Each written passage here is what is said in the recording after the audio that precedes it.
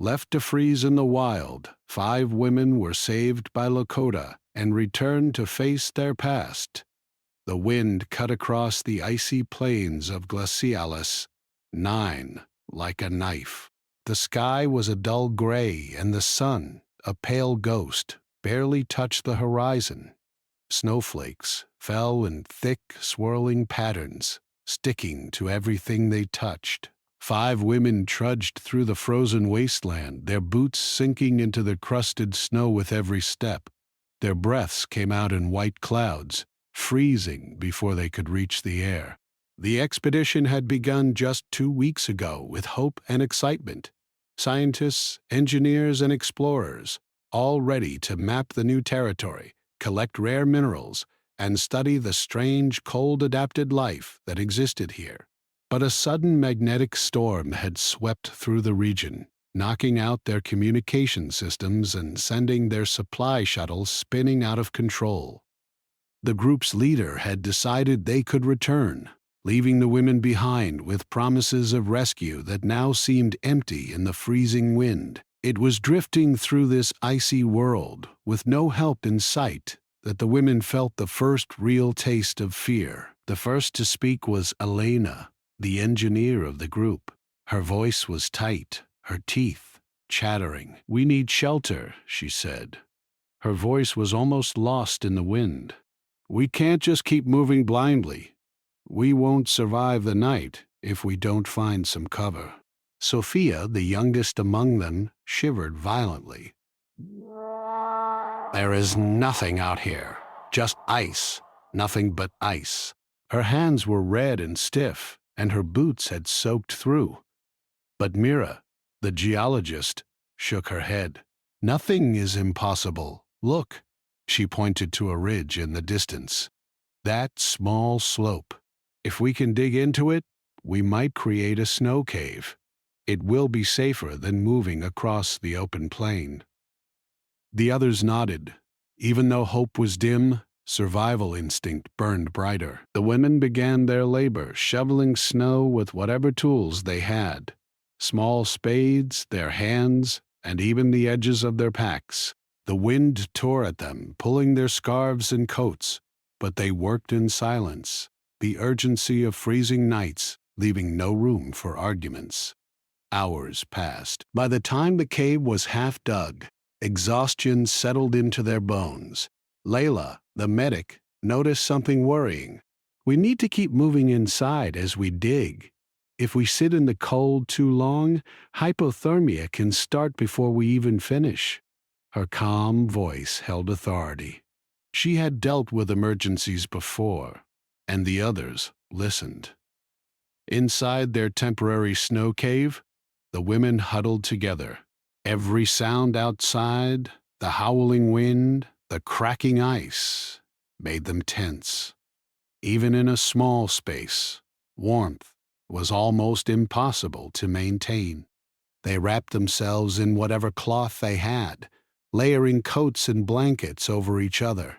They ate little. The rations they had left were sparse, frozen, and unpleasant, but eating kept their energy up. Tara, the communications expert, tried to check their equipment, but the magnetic storm had fried the circuits. "No signals," she muttered. "No one will know we're here for a while." She stared at the small screen, her jaw tight. "We're on our own." For a moment, despair crept in. 5 strong, intelligent women, used to solving problems, used to controlling their environment, found themselves powerless against the cold, the storm, and isolation. Yet, even in fear, they began to think like humans always do when survival is at stake. Elena spoke, her voice soft but firm. "We can make this work. We have knowledge." "We can't wait for help. We have to create our own survival." Sophia looked doubtful. "And how do we do that?" "The wind is endless. The snow is endless. There is no food, no heat, no way out." Mira leaned forward, her eyes bright. "We use science. We use logic. Humans survived in Antarctica, in deserts, in space. We will survive here too. They started with heat. They found rocks buried under the snow and piled them inside the cave's small chamber. By carefully using reflective panels from their equipment, they trapped whatever heat they could. Even the smallest temperature difference felt like victory. Next was water. There was only frozen snow around, but boiling it with small portable heaters and using condensation methods gave them tiny amounts of liquid.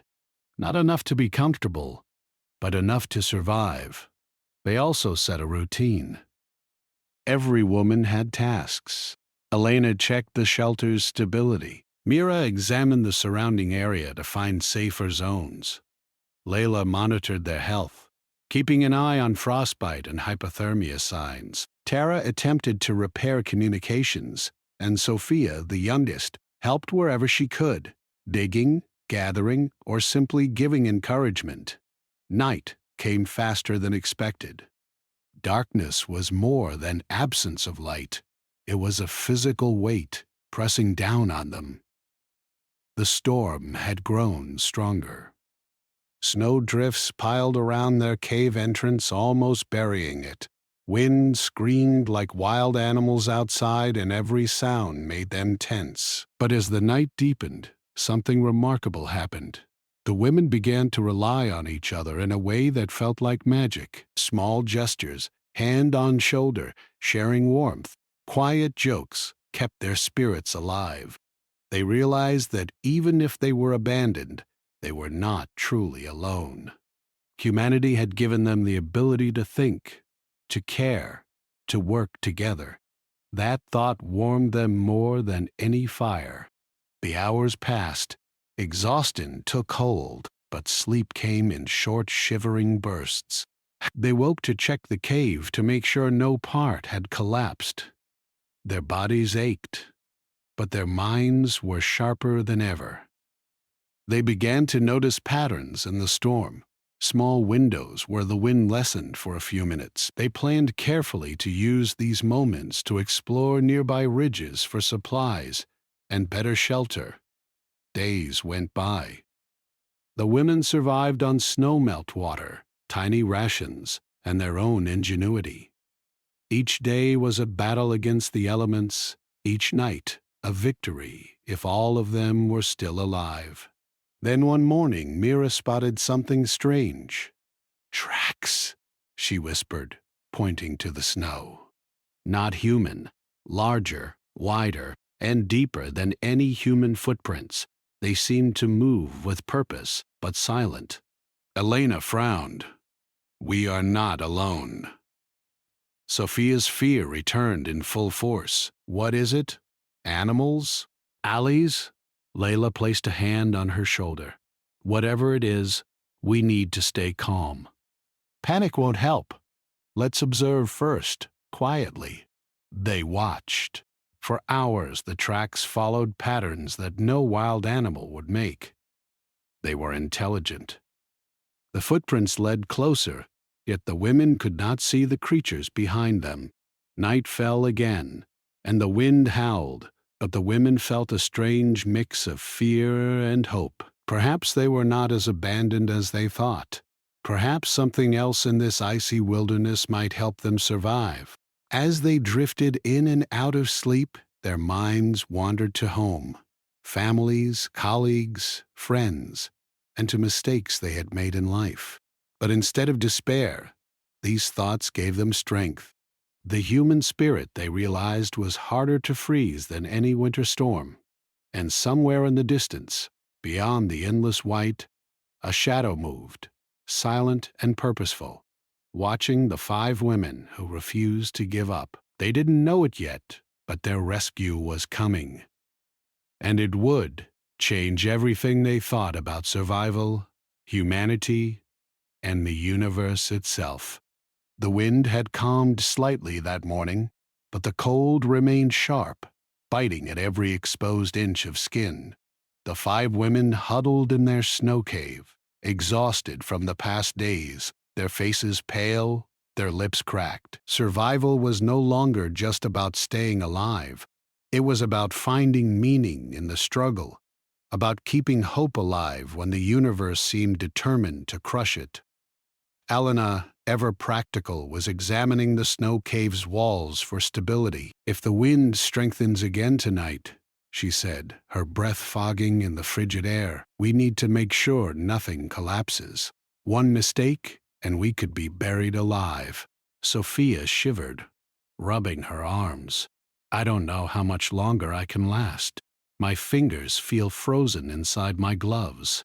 My toes, they hurt like fire." Layla moved closer and checked her hands. We'll manage. Keep moving when you can. "Stay close. Our bodies can survive more than we think, if we work together." Mira, however, was staring at the strange footprints she had seen the day before.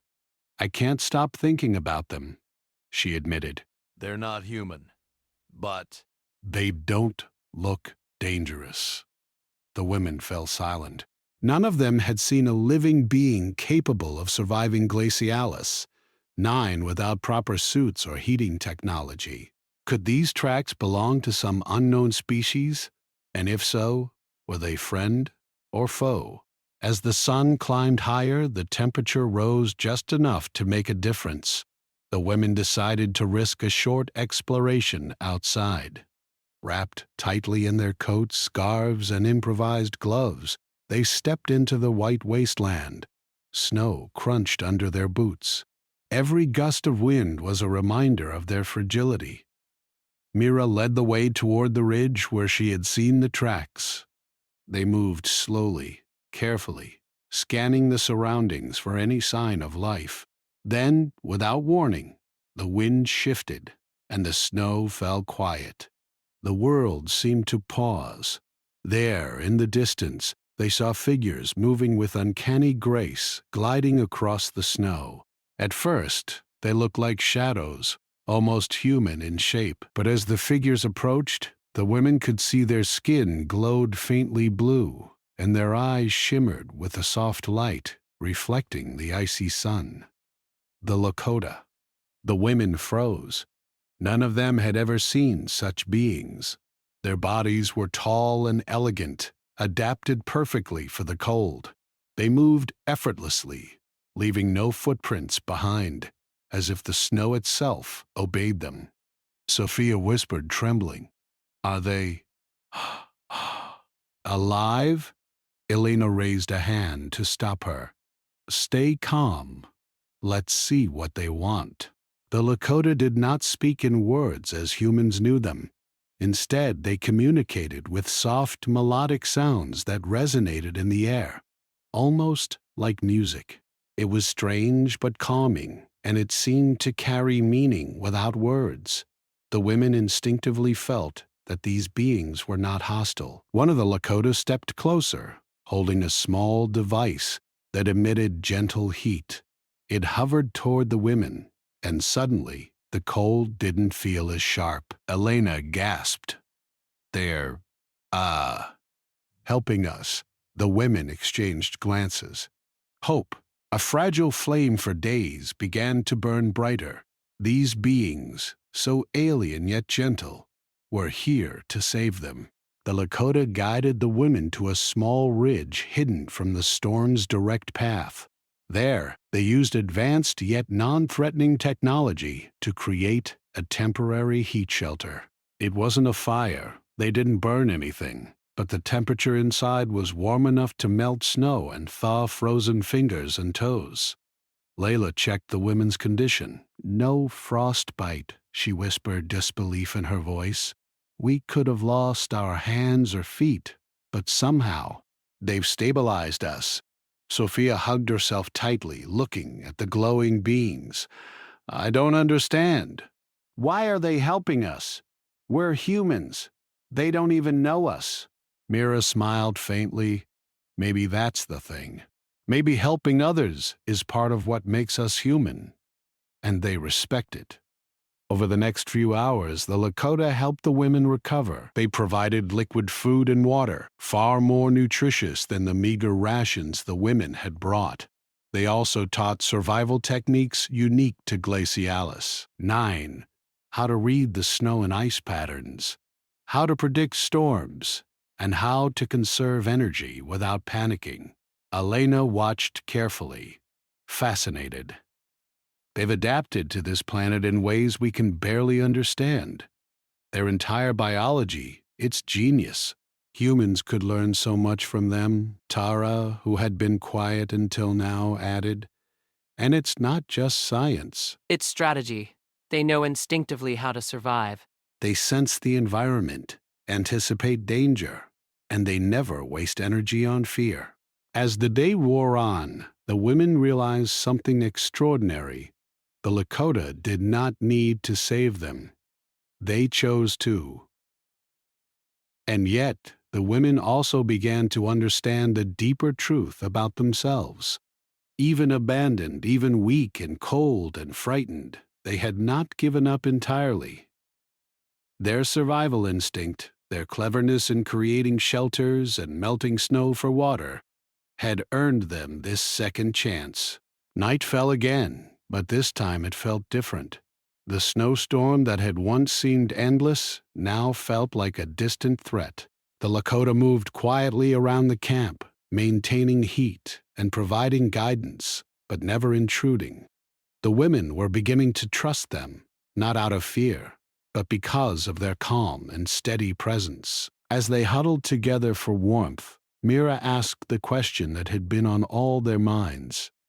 "Who are you? Why do you help us?" One of the Lakota stepped forward, raising a hand. A soft, glowing light emanated from its palm, and in the women's minds, they heard a thought, not words. Life is precious. Survival is knowledge. We honor both. You are brave. You will endure. God. God. Sophia's eyes filled with tears. They're communicating? Without words? Elena nodded slowly. Yes, and it's beautiful.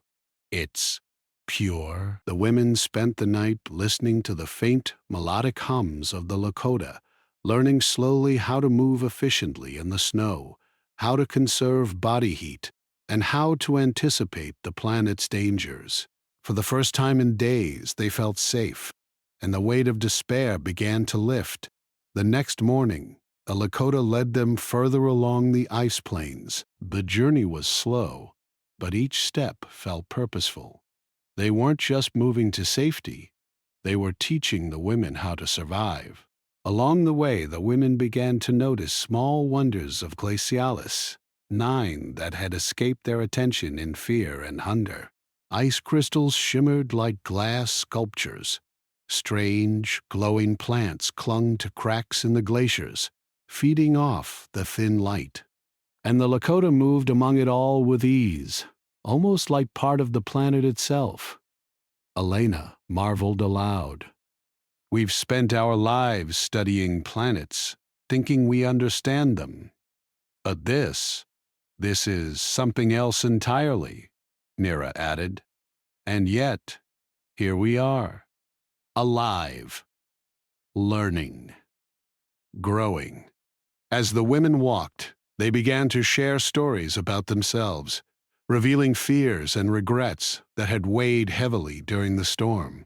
Sophia spoke of mistakes she had made in her career, Layla of a family she had left behind, and Elena of choices that had cost her opportunities. The Lakota listened, not with judgment, but with a presence that made them feel understood and accepted. The women realized that survival wasn't just about escaping the storm. It was also about facing themselves, learning to forgive their own mistakes, and moving forward. By the end of the day, they reached a plateau overlooking a vast glacier valley. From here, the Lakota indicated that the next phase of their journey would bring them closer to safety. They did not need words to communicate that the women were ready, and the women, for the first time in days, felt hope without fear. As the sun dipped below the horizon, painting the ice in shades of pink and gold, the women looked at each other. They were cold, exhausted, and far from home, but they were alive, And for the first time, they truly believed that humanity's courage, ingenuity, and willingness to learn could overcome even the harshest challenges. Somewhere in the valley below, shadows moved silently, waiting to guide them further. And though the women did not yet know it, the bond they had formed with the Lakota would change not only their lives, but their understanding of the universe itself. They had been abandoned, left to freeze in the wild. Yet here they were, saved not just by others, but by their own strength, courage, and willingness to trust something greater. And so, the next chapter of their journey began, not merely a fight to survive, but a lesson in resilience, friendship, and hope. The icy wind had calmed once again, and for the first time in what felt like weeks, the 5 women could pause and breathe.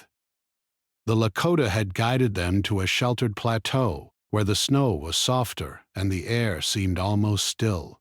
Here, their temporary shelters, created with glowing Lakota technology, offered warmth and comfort. For the first time since the storm began, the women sat together in silence, listening to the faint hums of the Lakota, a sound that seemed to carry both calm and meaning. Their muscles ached, their lips were cracked, and their fingers were still stiff. But for the first time, their minds were beginning to settle. It was Mira who first broke the silence. "I keep thinking about home," she said softly. "Not just my family or my work, but who I was before all this." Sophia shivered and nodded. "Me too. I left a lot behind. I thought running away from my mistakes would make them smaller, but being here, I realize they haven't gone anywhere." Elena leaned back against the soft, warm walls of their shelter. "I've been thinking about the expedition, about how we were left behind.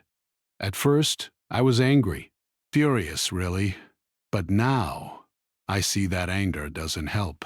Survival does, adaptation does, and we are learning to do that together." Layla, ever the quiet observer, spoke next. "I've spent my life saving others, caring for them, fixing problems, and yet I feel like I've ignored parts of myself. Maybe being here is showing me what I've missed." Even Tara, usually reserved and logical, admitted, "I've been avoiding my own fears. I always rely on data, patterns, and facts, but I've never dealt with the feelings behind them. Being here, facing nothing but ice and silence, it forces me to look at myself." The Lakota moved among them, quiet and gentle. They didn't speak in words, but their presence encouraged reflection. One of them, taller than the others, extended a glowing hand toward a snow wall. With a soft wave, the wall shimmered, revealing a delicate pattern of light. It was as if the ice itself reflected the women's thoughts and emotions. Sophia stared at it. "It's beautiful and strange. It's like it's showing me something I didn't know I needed to see." Mira reached out to touch the glowing ice, feeling warmth where there should have been cold. "Maybe it's showing us what's inside us. The fears, the regrets, the hopes we've been hiding." For the rest of the day, each woman spent time alone with the Lakota nearby, observing, listening, and thinking. It was a quiet kind of therapy, one that didn't rely on words or even human methods, just presence, reflection, and acceptance. Elena decided to write down her thoughts, using a small portable pad she had kept in her jacket. She sketched the snow cave, the plateau, and the Lakota. But most of all, she wrote about herself, about her fears of failure, her regrets about leaving projects unfinished, and the anger she had felt when abandoned. Writing made the emotions tangible, and for the first time she could face them without being overwhelmed. Sophia, sitting on a glowing Lakota platform, closed her eyes and let the silence wash over her. She thought about the arguments she had with colleagues back home, the mistakes she had made, and the words she had left unsaid to those she loved. Here on this frozen planet, those distant problems seemed smaller, but no less important. She felt an unusual clarity. Mira wandered near the edge of the plateau, looking out at the endless glaciers. She thought about the risks she had taken in her career, the times she had ignored advice, the experiments that had failed spectacularly. Yet seeing the Lakota move gracefully over the ice, surviving where humans could not, she felt a spark of inspiration. Survival wasn't just physical, it was mental. And failure was only a lesson, not the end. Layla tended to small injuries and cold spots, helping the others with their frost-numbed fingers and toes. But as she worked, she reflected on the times she had put everyone else before herself. Here she realized caring for herself was part of caring for others. She felt a small weight lift from her shoulders. Tara, sitting silently in the glow of Lakota light, tried to calculate probabilities and risks, but her mind kept drifting. She realized that not everything could be measured, calculated, or predicted. Some things, like hope, trust, and resilience, were beyond numbers, yet they were just as important for survival. The women gathered again as the sun dipped low, painting the ice in golden hues. They shared their thoughts and feelings, not with blame, but with understanding. It was the first time they truly opened their hearts to each other. Elena spoke. We've been left to freeze, to face the harshest environment imaginable. But here we are, alive. Not just alive physically, but alive in mind and spirit. That is something no storm can take away. Sophia nodded, tears in her eyes. I never thought I could feel hope again, but seeing all of you, seeing them, the Lakota, it's like we're part of something bigger than ourselves. Mira smiled. We've been given a second chance, not just at survival, but at understanding ourselves, at forgiving ourselves. The Lakota hovered near them, almost as if they understood every word. Their soft glow seemed to pulse with encouragement. It was as if the planet itself was acknowledging their courage. Night came, but it felt different this time. The wind no longer seemed threatening. The snowstorm had passed, leaving the stars glittering like diamonds across the sky. The women lay in their shelters, feeling a connection not only to each other, but to something greater, the universe, the planet, and the silent beings who had chosen to guide them. As the hours passed, dreams came. Not nightmares of cold and death, but visions of home, family, and moments they had lost. But even in dreams, they saw solutions, paths forward, and strength they hadn't realized they possessed. Morning arrived, and the plateau glowed softly under the pale sun. The Lakota motioned for them to continue their journey. They were not going back yet, but the next stage of survival was at hand, moving toward safety while continuing to confront themselves. The women rose slowly, feeling the fatigue in their bodies but the fire in their hearts. Each step forward was a reminder that human courage and ingenuity were limitless, and that even in the coldest, most desolate places, humans could find light. As they traveled, the plateau dropped into a valley where ice crystals glimmered like gems. The Lakota showed them safe paths, pointing out subtle changes in the snow that indicated weak ice or hidden crevasses. The women followed closely, learning quickly, their minds sharpened by both fear and inspiration. Sophia stumbled once, her foot slipping on a hidden sheet of ice. Instinctively, Elena grabbed her hand, steadying her. We protect each other, Elena said. That's how we survive. Alone we're fragile. Together we are strong. Mira laughed softly.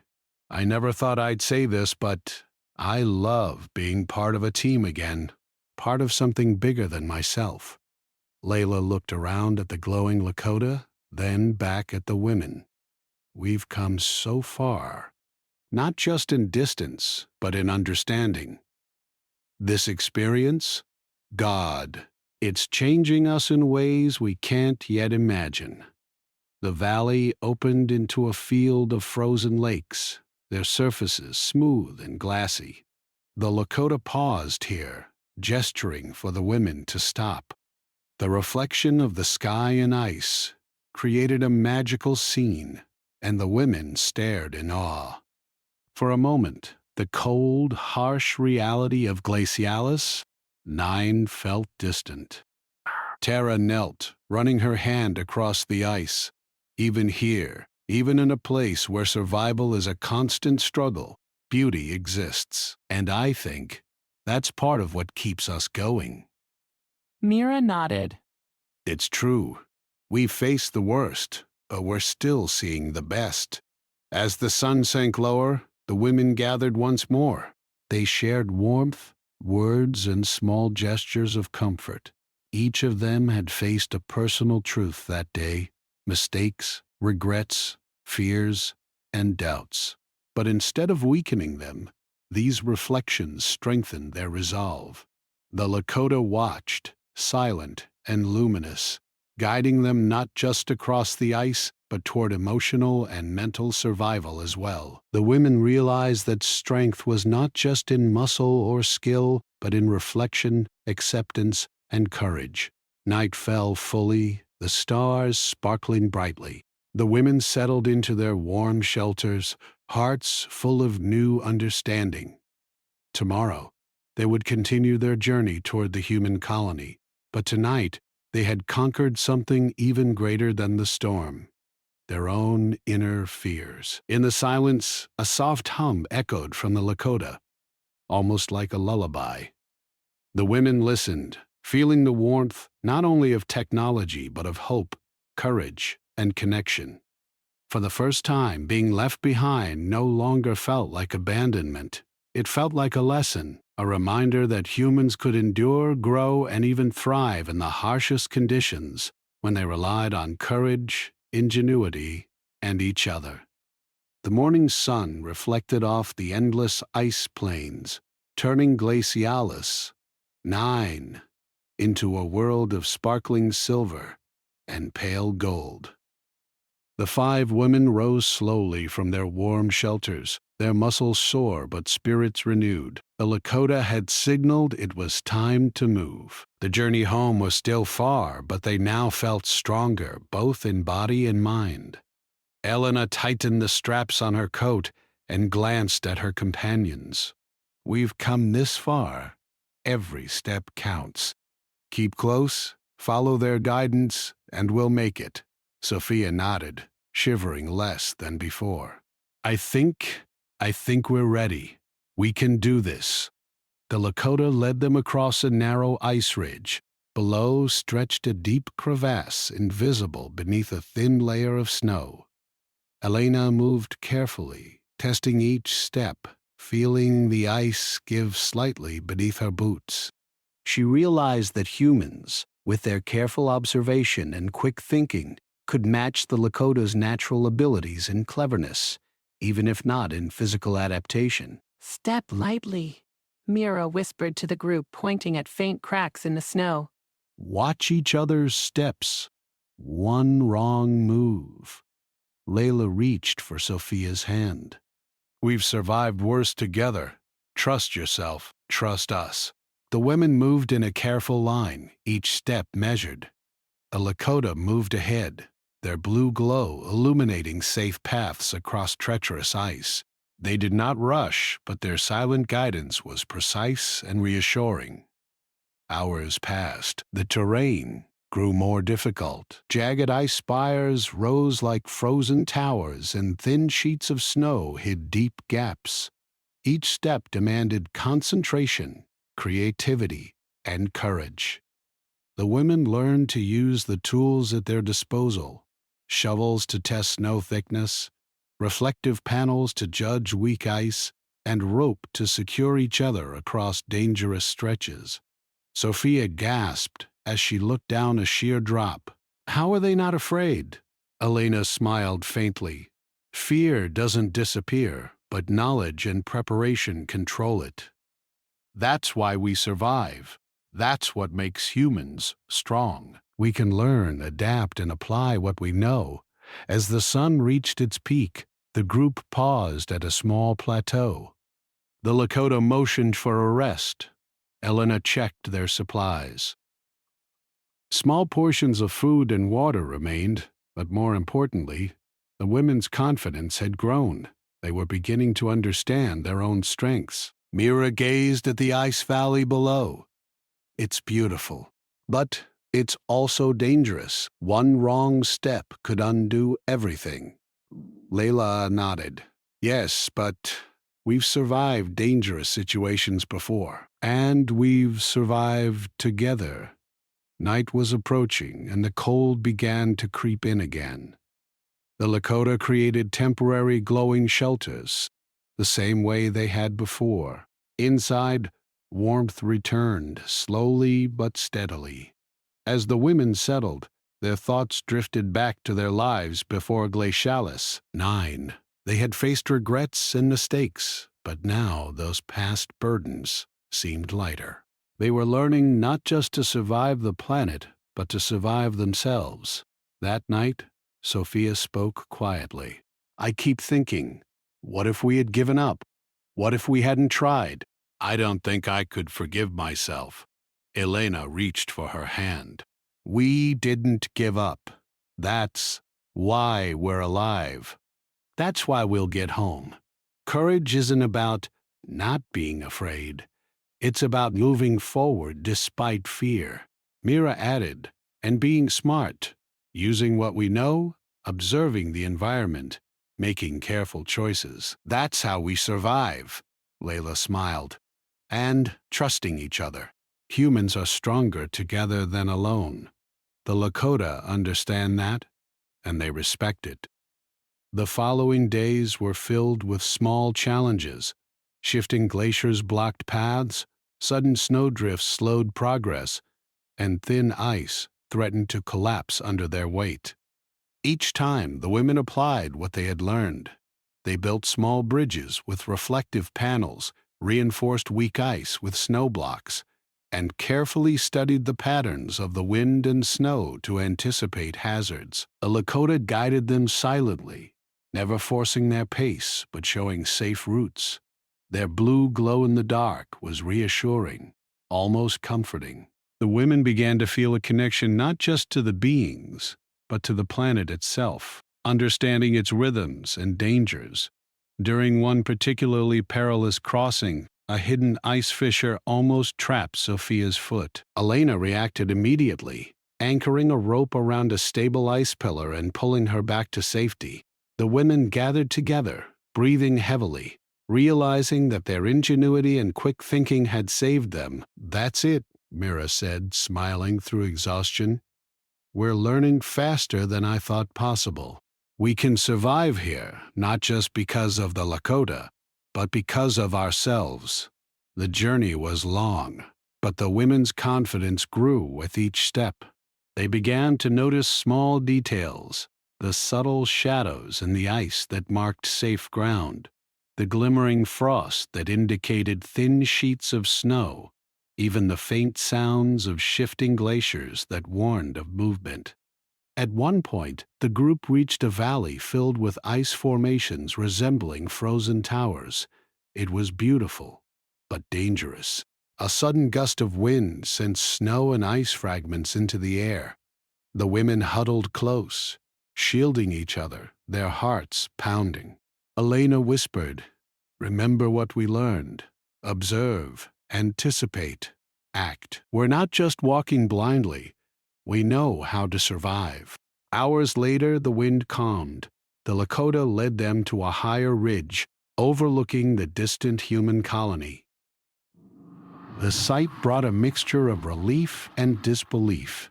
After days of struggle, the end was in sight.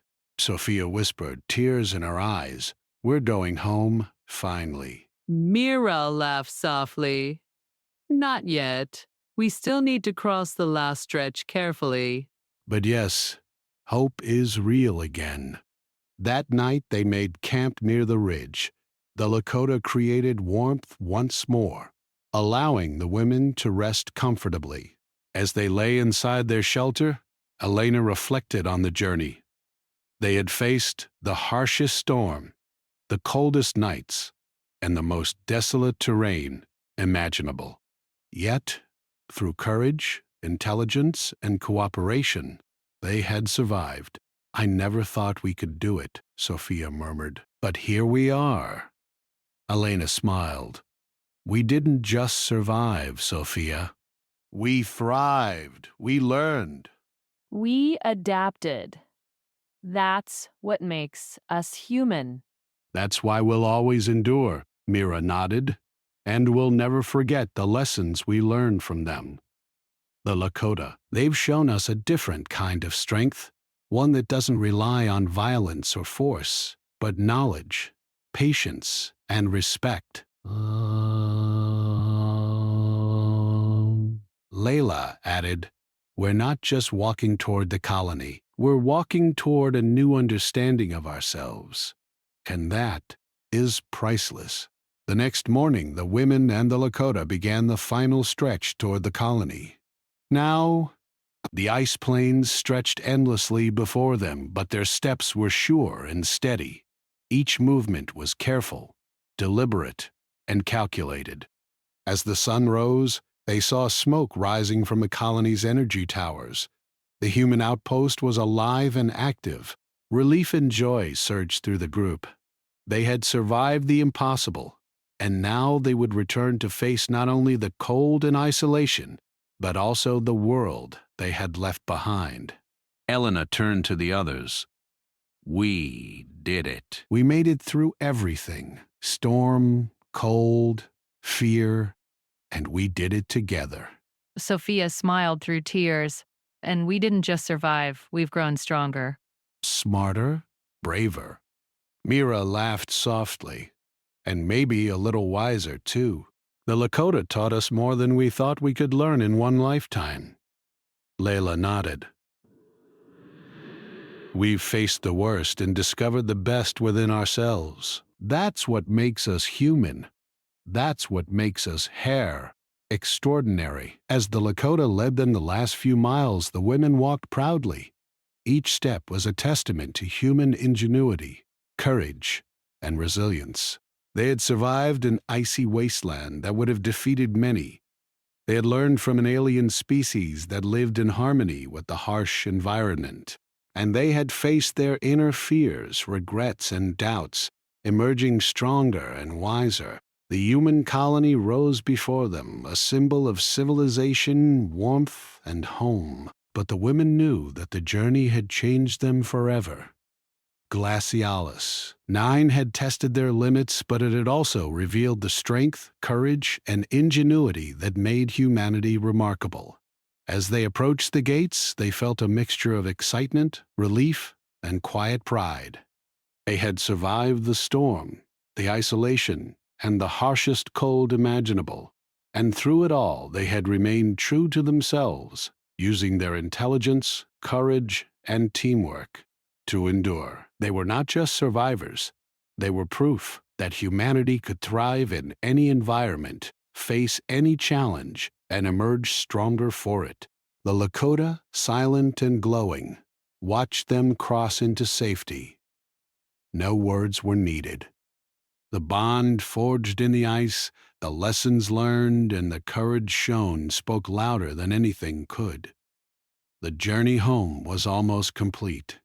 The storm had passed, the cold had been conquered, and the women had discovered something more valuable than warmth or food, the resilience of the human spirit. And for the first time in weeks, the women could finally imagine a future beyond survival. A future filled with hope, strength, and new beginnings.